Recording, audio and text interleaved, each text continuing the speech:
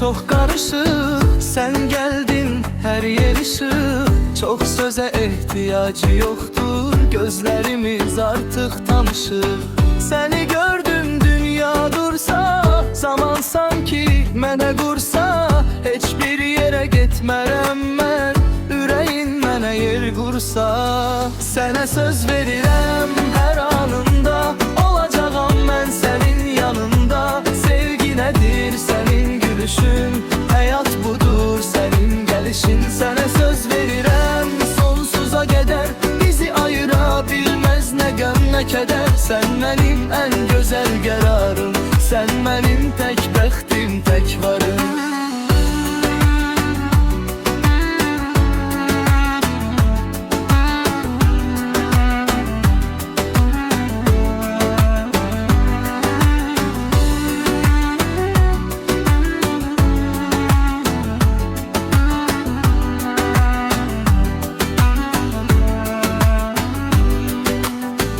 Hamı gedər mən qalaram, dərdin olsa mən alaram.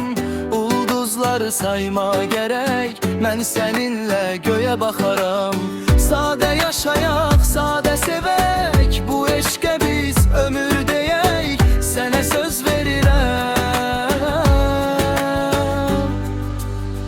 sənə söz verirəm her anında, olacağam mən sənin yanında.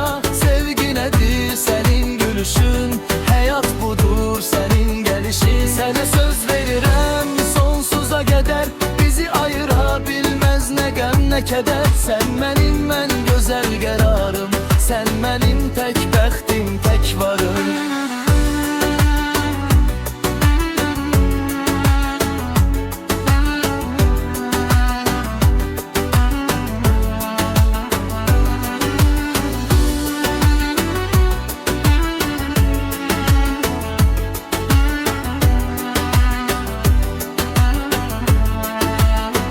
Sənə söz verirəm,